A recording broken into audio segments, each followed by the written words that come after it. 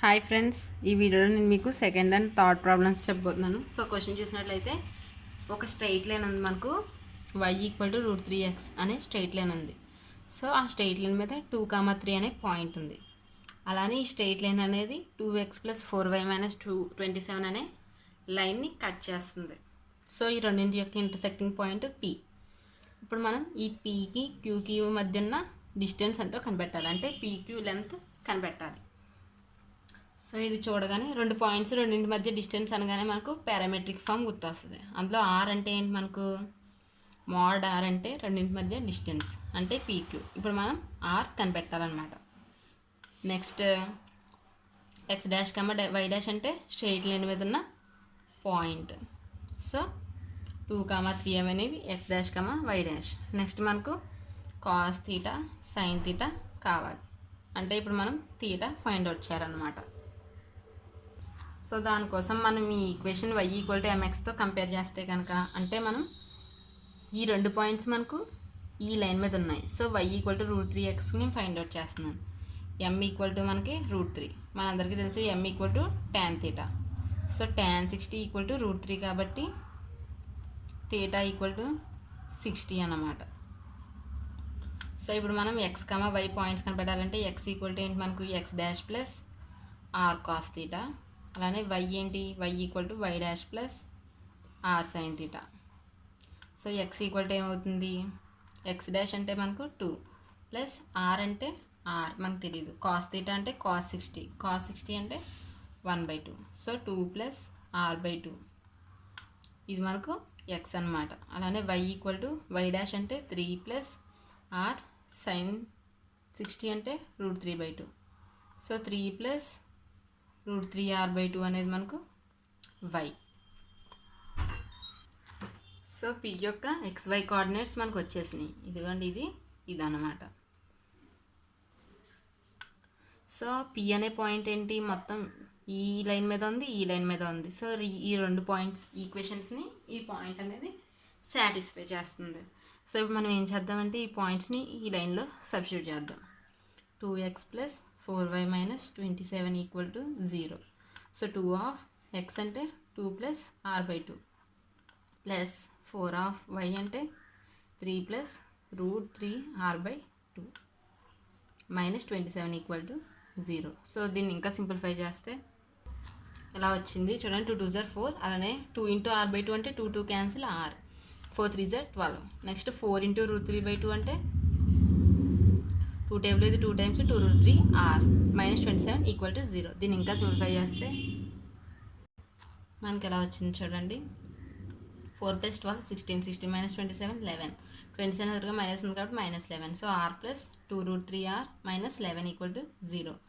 So r + 2 √3r = -11 వస్తే +11. ఈ రెండింట్లో r కామన్గా ఉంది. సో 1 + 2 √3 = 11. ఇప్పుడు మనకు r కావాలి. So r = 11/1 + 2 √3. సో ఇప్పుడు మనం దీన్ని ఏం చేద్దామంటే రేషనలైజ్ చేద్దాం.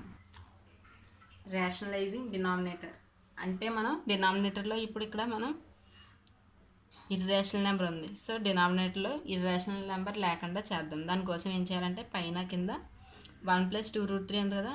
సో 1 - 2 √3తో మల్టిప్లై చేయాలి. చేసినట్లయితే 11 × 1 - 2 √3 బై ఇక్కడ ఏంటి a + b × a - b. So a² - b² అంటే 1² - 2 √3 హోల్ స్క్వేర్.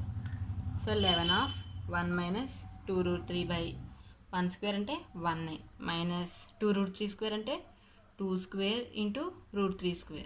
2² ఏంటి ఇక్కడ 4, √3² అంటే 3. సో 4 3 = 12. సో 11 ఆఫ్ 1 - 2 √3 బై 1 - 12 ఏంటి -11. సో 11 11 క్యాన్సిల్ అంటే మైనస్ ఆఫ్ 1 - 2 √3 అంటే మైనస్ ఇంటూ మైనస్ ప్లస్ అవుతుంది. సారీ 2 √3 - 1 అనమాట. Minus into minus plus. So +2 √3 అలానే మైనస్ ఇంటూ ప్లస్ మైనస్ కాబట్టి -1. సో ఇది మనకు కావాల్సిన పీక్యూ లెంత్ అన్నమాట. నెక్స్ట్ ప్రాబ్లం చూద్దాం. సో ఫోర్త్ ప్రాబ్లం ఏంటి, if the area of triangle formed by straight lines x equal to 0, y equal to 0. So x equal to 0 అంటే ఈ line, y equal to 0 అంటే ఈ లైన్.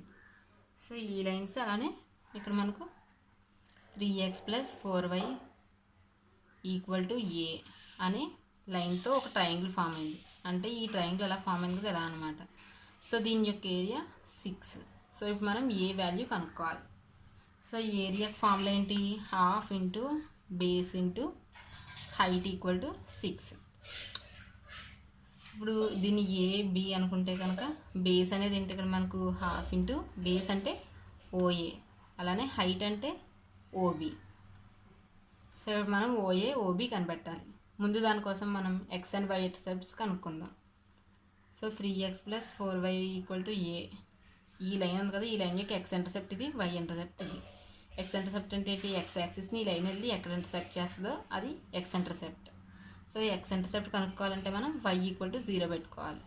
సో అలా చేస్తే so పెట్టుకుంటే 3x equal to A, so x equal to a/3 అంటే X intercept మనకు a/3, 0, y equal to 0, అలానే x equal to a/3. Next మనకు y ఇంటర్సెప్ట్ కావాలి. y ఇంటర్సెప్ట్ అప్పుడు x ఈక్వల్ టు 0 పెట్టుకుందాం.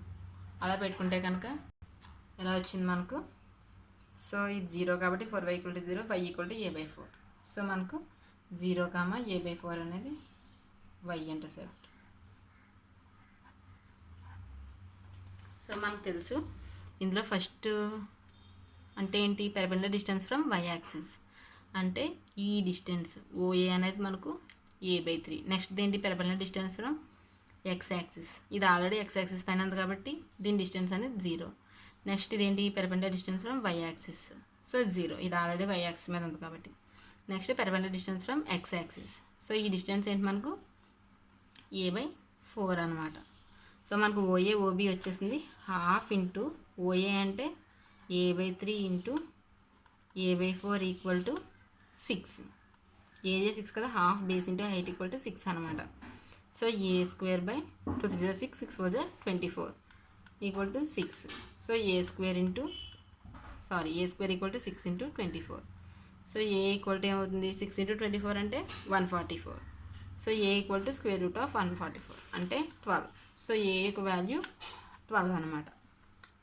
Thanks for watching my video. ఇలాంటి videos కోసం మా ఛానల్ని సబ్స్క్రైబ్ చేసుకోండి.